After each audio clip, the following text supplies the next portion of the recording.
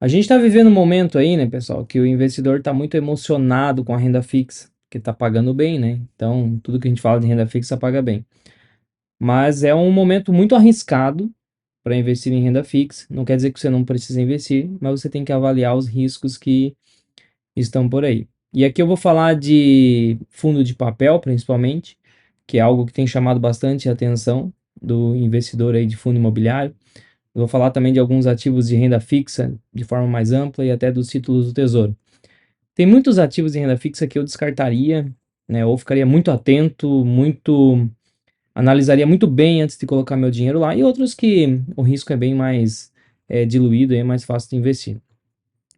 Bom, antes de mais nada, eu tenho falado isso para vocês há algum tempo que renda fixa parece um nome bonito, né, cara? Um nome que caiu no gosto do brasileiro. O brasileiro foi educado a investir na renda fixa por causa da poupança e tal, né?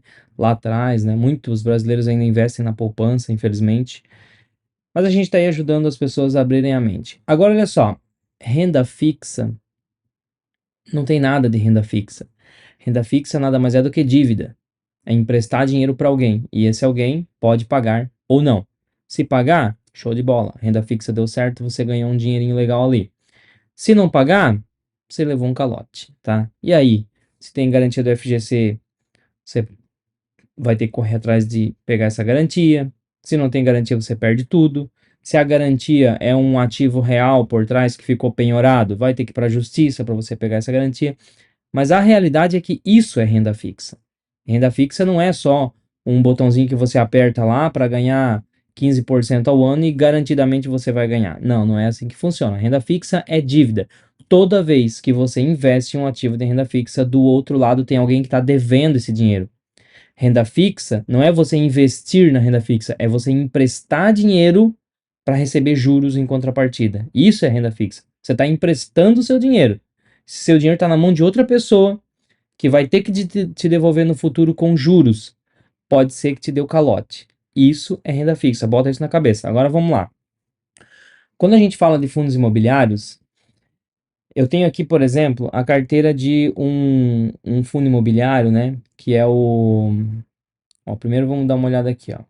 Que é o MCRE, Mauá Capital, né? E ele paga, tá com um dividend yield muito bem, muito bom, né? 14,81%. Isso aqui enche o olho do investidor, porque você vai receber, se a gente for pegar aqui o dividendo mensal, dividend yield, né? Olha lá, ó, dá 1,36, dá 1,43, dá 1,28, 1,46. Cara, isso aqui enche os olhos. É muito bom. Imagina, você tem uma carteira de R$ 1 milhão. Você coloca aqui nesse fundo, no MCRE, e você vai receber aí R$ 14 mil por mês de salário. Então só aqui você já se aposenta. Só que vamos analisar até que ponto isso aqui vai te trazer segurança, tá? Olha só, isso aqui é a carteira, tá? É a carteira do fundo. Primeiro que assim, já é uma carteira relativamente pequena, né? A gente vê aqui que tem alguns ativos, não tem tantos ativos aqui, né? Se a gente for ver, tem o quê? 20 ativos? Então já não é uma carteira tão diversificada. Esse é um ponto que já chama atenção. Se um desses ativos aqui der pau, pode pesar bastante no andamento do fundo. Agora, o mais importante de tudo, que eu quero que vocês olhem aqui, a taxa de aquisição. Isso aqui é um ponto crucial para você avaliar a carteira de um fundo, tá? Um fundo de papel como esse aqui, né? Que é um fundo de dívida. É renda fixa, por quê? Porque ele investe em CRI, ó. CRI, CRI, CRI é renda fixa, né? Você está investindo lá na renda fixa. Se você for na sua corretora, tem como você comprar diretamente um CRI. E vai estar lá na aba de renda fixa, beleza? Agora, isso aqui nada mais é do que empréstimo de dinheiro. O que é um CRI? Uma dívida relacionada com o setor imobiliário. Então você está emprestando dinheiro para alguém comprar um terreno, você está emprestando dinheiro para alguém comprar um apartamento, né? Você está emprestando dinheiro para alguém construir um prédio para alugar depois ou para vender. É isso que você está fazendo. E essa pessoa que está pegando dinheiro emprestado, quem que é essa pessoa? Ela vai pagar ou não vai?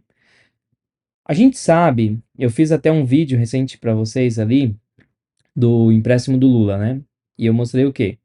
Quanto mais risco tem aquela pessoa que está emprestando dinheiro ou a instituição que está emprestando dinheiro, quanto maior o risco de não receber, maior é o juro cobrado.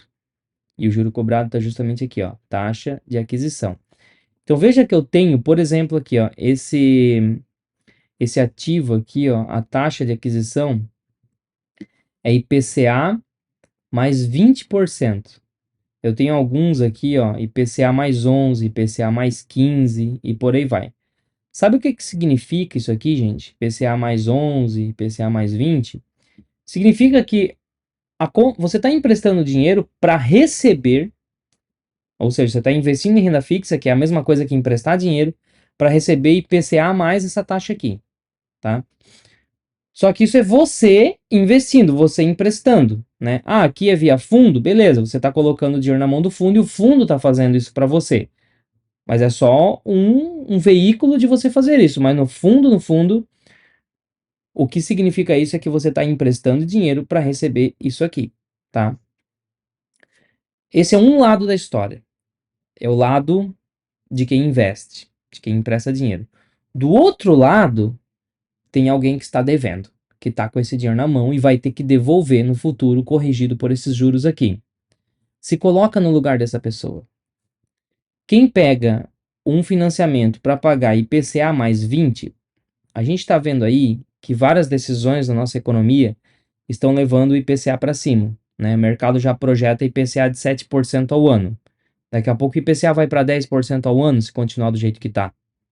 Significa que quem pegou esse dinheiro emprestado vai ter que pagar o IPCA, que é 10%, mais 20% de prêmio. Ou seja, vai ter que pagar 30% ao ano em cima desse financiamento. Eu vou até mostrar isso aqui, ó, que isso aqui compara até com a planilha que eu fiz para vocês aqui do empréstimo do Lula, né? Quem quer pegar essa planilha aqui, eu disponibilizo para vocês, mando direto no WhatsApp, eu vou deixar o link do WhatsApp aqui na descrição, tá? Só digitar lá empréstimo do Lula que eu mando no WhatsApp. Então imagina o seguinte, o cara foi lá, pegou 10 mil reais. Pegou 10 mil reais para pagar em 36 vezes. Aí vamos colocar ali que a parcela vai ficar 500 reais. Não, vai dar um pouco menos. Vamos chutar aqui, 400. Isso, mais ou menos isso aqui, ó. 400 reais. Ele pegou 10 mil emprestado, ele vai ter que pagar em 36 vezes de 400 reais. Ou seja, esses 10 mil ele vai ter que pagar 14.400. Vai dar 28,64. Que vai dar mais ou menos algo parecido com o que a gente está vendo aqui, ó, né? IPCA mais 20, tá? Ou se o camarada pegou aqui IPCA mais 15, por exemplo, beleza. Aí a parcela vai ficar um pouco menor, talvez lá uns 350, alguma coisa assim. Não, aqui daria IPCA mais 10, né? Vamos botar 380 ali, ó, algo assim. Essa é a realidade de quem está do outro lado da carteira do fundo. E juros aí, ó, acima de 1,8%, 2%, 2,5% começa a ficar pesado para a pessoa pagar. Se essa, esse devedor que está do outro lado for uma empresa, você tem que pensar o seguinte: só se pega dinheiro emprestado em empresa para gerar mais que isso. Então, a empresa que pega um empréstimo, a IPCA mais 20, é porque eles estão confiantes de que eles vão conseguir gerar IPCA mais 25, IPCA mais 30, porque senão essa conta não fecha, certo? Como que uma empresa vai pegar, vai fazer uma dívida e ela vai se comprometer a devolver esse dinheiro corrigindo por IPCA mais 20% ao ano, se ela só consegue gerar IPCA mais 15?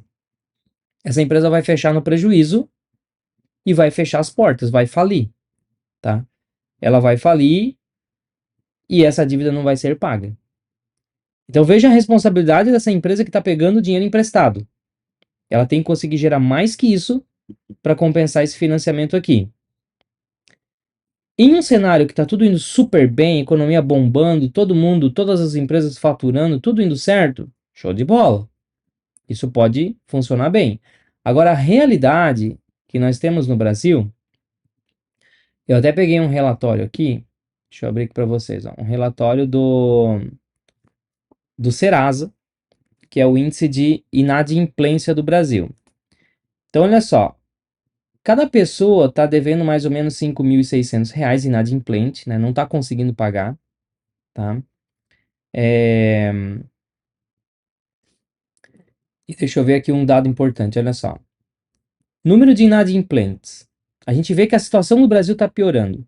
Aqui eu tenho em vermelho 2023, em roxo 2024 e em azulzinho, verdinho aqui 2025, né? Olha só, veja que o roxo é sempre maior que o vermelho. Ou seja, de 2023 para 2024, a gente teve, exceto aqui setembro, né, que deu uma leve redução. Mas, de forma geral, de 2023 para 2024, as pessoas ficaram mais endividadas.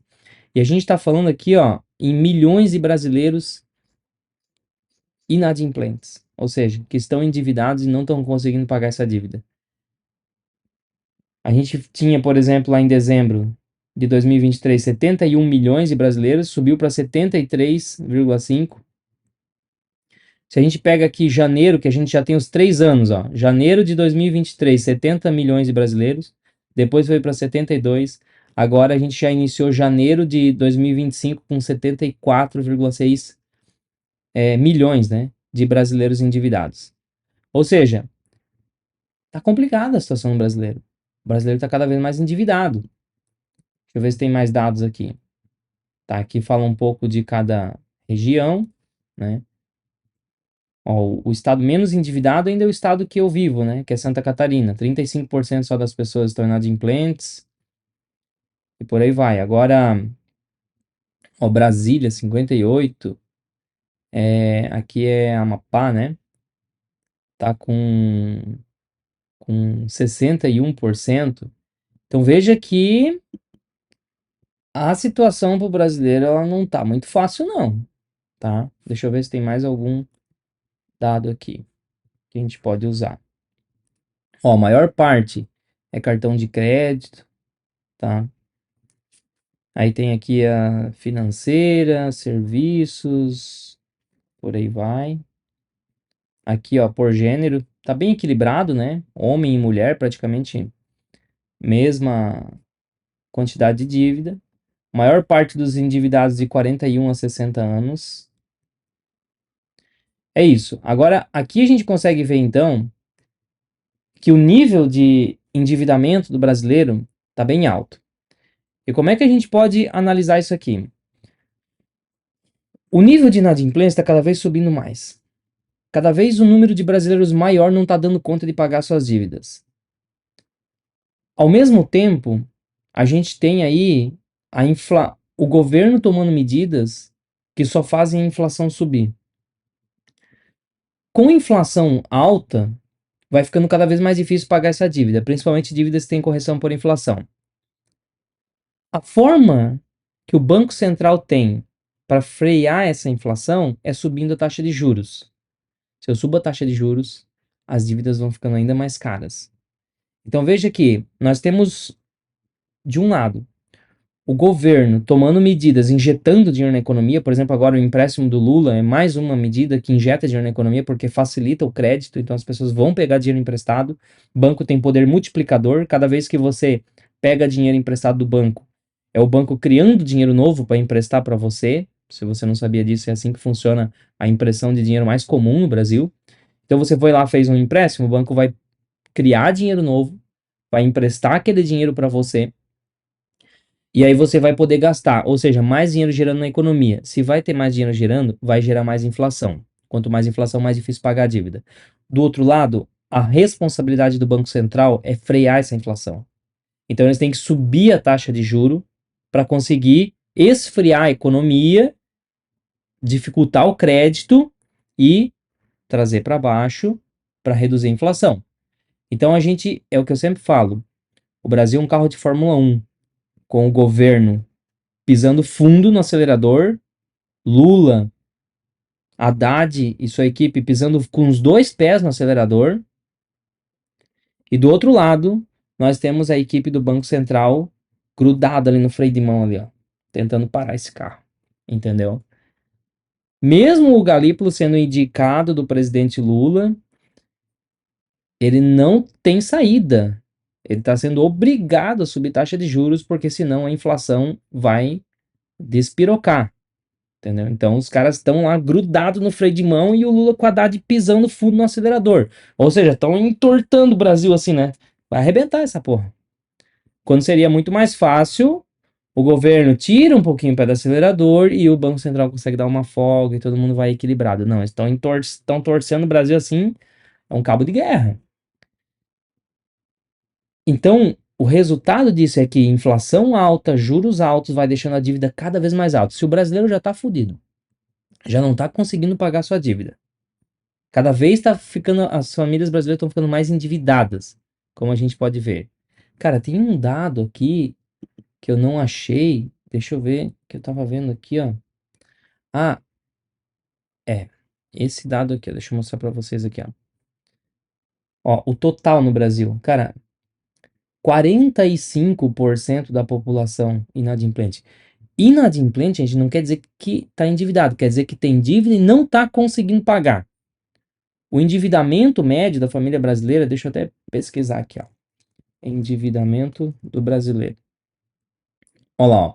Ó, em fevereiro de 2025, 76%. 76%, quase 76% das famílias brasileiras estão endividadas. Agora, 45% das famílias brasileiras, 46%, não estão conseguindo pagar as suas dívidas. Vocês estão entendendo a realidade do Brasil? Essa é a realidade do Brasil. E por que eu estou alertando vocês para isso? Porque é justamente essas pessoas que estão com o seu dinheiro na mão se você é um investidor de renda fixa. E quando essas pessoas, quando a bolha estourar de vez, né? Quando não tiver mais como segurar isso aí, cara, começa o calote generalizado, que daí é a crise. Como que eu me protejo disso? Se você investe em banquinho, CDB de banquinho que está pagando 140% do CDI, já estão pagando 140% porque não estão conseguindo captar recursos. Então tem que pagar um monte, porque o risco está alto. O investidor que estuda sabe disso e não empresta dinheiro. Aí eles têm dificuldade de emprestar dinheiro, tem que pagar um monte, tá? Esse é arriscado. Se você investe em CRI, você está concentrando o risco em algo mais arriscado ainda, né? Porque você está emprestando seu dinheiro para alguém construir um imóvel, para alguém comprar um imóvel financiado, que provavelmente vai entrar para o índice de inadimplência na situação que a gente está usando aqui, que a gente está estudando aqui, entendeu? Então é muito arriscado. Quando a gente investe por fundo de papel, fundo imobiliário de papel, eu tenho um gestor que ele, cá para nós, pelo menos deveria estar muito mais preparado, e geralmente estão muito mais preparados do que o investidor médio, porque o investidor médio, geralmente o cara é médico, é dona de casa, é carpinteiro, é sei lá o que, qualquer profissão, e o cara resolveu ser investidor, mas ele não é um profissional do mercado. O gestor de um fundo de papel, ele é um profissional do mercado. E ele está montando uma carteira de CRI, né, no exemplo de um fundo imobiliário de papel. Ele está montando uma carteira de CRI, diversificando um monte, para conseguir reduzir essa dívida. E os fundos imobiliários de papel, eles têm uma vantagem que, principalmente os maiores, como a gente fala de valor alto, né, a gente fala de 100, 200, 300 milhões de reais que eles compram em um CRI. Na emissão de um CRI. Então eles conseguem amarrar garantias. Ou seja, às vezes o cara vai lá e coloca 300 milhões em um CRI da construção de um prédio, mas o prédio fica como garantia.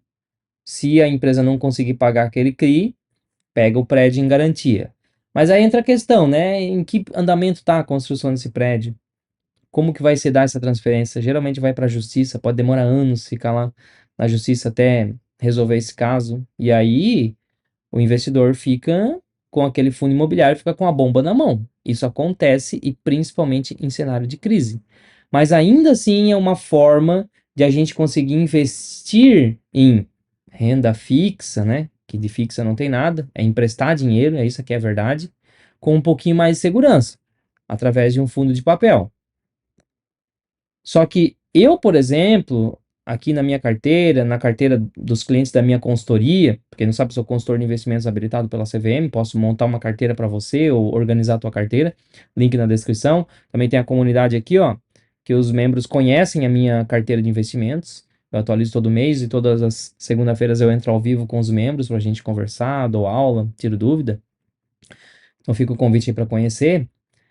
Os meus clientes aqui, eu tenho enxugado a quantidade de fundo de papel na carteira nesse momento. Por quê? Porque tá ficando arriscado. E aí a gente tá pesando mais em fundo de tijolo. Fundo de tijolo, tijolo é tijolo. Você comprou uma cota de um fundo imobiliário, o imóvel tá dentro da carteira do fundo, tá lá e pronto. Entendeu? Ah, deu crise generalizada, no máximo que vai acontecer é o inquilino não pagar o aluguel. Mas, cara, o imóvel tá lá, daqui a pouco renegocia, acha outro inquilino e vida que segue. Não tem como dar calote do imóvel. O imóvel já é do fundo, que é seu também, né? Porque você é cotista do fundo. É a mesma coisa que. Imagina o seguinte: quando você investe em um fundo de papel, trazendo para nossa realidade, é você emprestar 100 mil reais lá para o teu cunhado para ele comprar a casa própria dele. Vai que ele fica desempregado. Vai que ele não paga. O que vai acontecer com esses 100 mil reais? Ah, é a mesma coisa. Eu investi em renda fixa. Tenho 100 mil reais investido na renda fixa. Ah, qual que é o emissor? Meu cunhado. Tá me devendo 100 mil. Porra, mas cadê o ativo? Tá aqui, ó, um título. É a mesma coisa. O banco ele emite é só um título dizendo que você tem direito a 100 mil reais, a renda fixa. Mas o fato é que aquele 100 mil tá voando por aí, na mão de um velhaco qualquer que não vai pagar mais. Esse é o risco que você está correndo quando você investe na tal da renda fixa. Agora, se você pega 100 mil e compra uma kitnet, por exemplo, para alugar, ninguém está te devendo nada. A kitnet é sua. Na pior das hipóteses, você vai ter que botar o inquilino para correr lá da kitnet porque ele não está mais te pagando. Mas vai chegar um momento que você vai conseguir alugar para outro e vida que segue. Isso é investir em ativo real. Isso é investir. A kitnet é comparável com um fundo de tijolo. O fundo de papel é comparável com emprestar dinheiro pro teu cunhado lá. Entendeu? Essa é a diferença. Então, qual que tem mais risco? Diante do cenário que a gente está vivendo, de inadimplência no Brasil, governo inflacionando, Banco Central subindo taxa de juros para tentar conter a cagada que estão fazendo, cara, até onde vai isso? E aonde que vai estourar? Você, como investidor, você tem que analisar isso.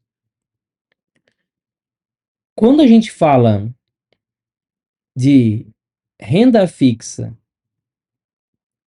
eu pulo fora de quase todas elas. Fundo de papel bem analisado, a gente está colocando na carteira, e principalmente, se for para ter renda fixa, que não seja fundo, títulos do Tesouro. Porque título do Tesouro, eles nunca pagam a dívida, eles só rolam, né? Eles emitem nova dívida para pagar a antiga, depois emitem nova para pagar a antiga e vão rolando essa dívida. Então, por isso que historicamente o Brasil já teve crises muito fortes e nunca deu calote, nunca deixou de pagar. Bancos já quebraram vários, não pagaram mais. Empresas que fizeram empréstimo, que para quem estava emprestando esse dinheiro, estava investindo na renda fixa, não receberam mais, levaram calote, entendeu? Tudo isso aconteceu. Ah, Leandro, mas o CDB do banquinho tem garantia do FGC. Negou. FGC tem liquidez de 2, tem que ver quantos que tá agora, mas varia entre 2 e 3% a liquidez do FGC. Sabe o que significa isso?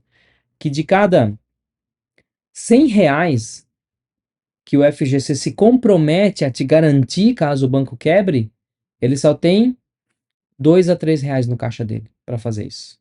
Essa é a verdade. Então, por exemplo, o caixa do FGC está ali em torno de uns 200 bilhões de reais, alguma coisa assim, a última vez que eu olhei. A carteira de crédito do Itaú, a última vez que eu olhei, estava em 1,3 trilhões. Ou seja, se o Itaú quebra, o primeiro a quebrar é o FGC. Então, FGC não é Deus. FGC, ele garante muito mais do que ele pode cobrir, por quê? Porque ele tem as estatísticas de quanto que costuma quebrar, né? Então, assim, ele tendo um caixa de 2%, 3% do que ele garante, geralmente é o suficiente para ele conseguir arcar ali, né? Com as quebras que tem eventuais. Agora, crise acentuada, quebra generalizada, esquece, o FGC vai quebrar também. entendeu? Então não pense que FGC é o Deus Todo-Poderoso, porque não é não.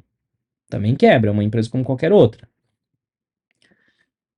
Título do Tesouro é o único que não vai quebrar. Aí ele vai rolar a dívida, só se vir um governo tão mal intencionado ao ponto de querer dar um calote interno. Mas isso dificultaria muito a condução. Então, politicamente, olhando assim pro lado político da coisa, os caras não vão querer fazer isso, entendeu? Eles vão cozinhando, vão enrolando até onde dá, mas vão empurrando essa dívida para frente. E para nós investidores, isso é uma segurança, tá? Pro brasileiro é outra história. Tá ferrado, vai continuar cada vez mais ferrado. Para quem tá pro outro lado, quem aprendeu a investir, a gente acaba aproveitando isso, fazendo oportunidade e ganhando dinheiro, tá? Ah, Leandro, então agora eu tô meio desanimado da renda fixa. O que que eu faço? Cara, quando você investe em um fundo imobiliário de tijolo, o ativo está no seu nome, ninguém está te devendo nada. Não é renda fixa, é renda variável. Mas ninguém está te devendo nada, entendeu? Você não precisa ficar contando, rezando para que alguém te pague. Não, já foi pago. Você pagou a cota, já foi imóvel para o seu nome. Já foi a cota do fundo para o seu nome. Quando você investe em uma ação de uma empresa, é a mesma coisa. Tem o risco de a empresa ter resultados ruins, quebrar, por isso que você tem que saber escolher, né? Existem empresas, quando eu monto a carteira dos meus clientes aqui da consultoria, eu mostro, ó. Ah, carteira de ações vamos ter quanto? 30, 40, 50% em ações? 60, 70% da carteira de ações eu coloco em empresas à prova de crise. Essas empresas aqui, elas vão dar dinheiro tanto na crise, quanto no mercado andando de lado, quanto na economia bombando, não interessa a situação. Essa empresa aqui, ela vai continuar, tende a continuar com bons fundamentos. É claro que a gente vai acompanhando, é renda variável, mas tende. Então é isso. Você faz escolha de boas empresas, principalmente empresas à prova de crise, cara, a ação tá no seu nome, ninguém tá te devendo nada. Não tem como alguém te dar o calote e dizer, ó, sabe aquela ação lá que você comprou, não vou mais te dar. Não. Você comprou, a câmera de liquidação e custódia lá da B3 já vai automaticamente passar para o seu nome. Ninguém te deve mais nada. Renda fixa, quando você investe na renda fixa, passa para o seu nome também. Mas sabe o quê? Um título, um pedacinho de papel, que é mais ou menos escrito assim, ó. Olha, eu peguei aqui dinheiro emprestado de você, mas eu me comprometo a pagar, tá? Eu vou pagar com 20% ao ano de juros. Tá aqui, ó. Assino embaixo. Isso é renda fixa. É um título que vai para o seu nome. É um título que alguém do outro lado se comprometeu a te devolver o dinheiro corrigido de juros. Se vai devolver mesmo, aí é outra história. Aí é outra história. Você vai ter que contar com isso. Agora, uma ação, um fundo imobiliário, ou se você compra um imóvel, né, que seja, cara, isso são coisas que vai para o seu nome, igual como você compra um carro, né? Não que carro seja investimento, desvaloriza, mas você comprou, vai para o seu nome, na hora, ninguém está te devendo mais nada, entendeu? Então, espero que você leve isso em consideração na hora de montar a sua carteira, principalmente você que é investidor de renda fixa e que fala mal da renda variável porque acha que é perigoso. Cara, quanto mais eu estudo, mais medo eu tenho da renda fixa, principalmente nesses cenários como a gente está vendo agora, todo mundo devendo até o pescoço, enforcado, e aí o homem vai lá e dá mais um pedacinho de corda ainda para você continuar se enforcando, né? Com a taxa de juros absurdas. E aí? Como investidor, a gente tem que cuidar disso. Meu nome é Leandro Cabral, esse aqui é o canal 500 Pratas. Todas as formas que eu posso te ajudar, link na descrição. Até o próximo vídeo.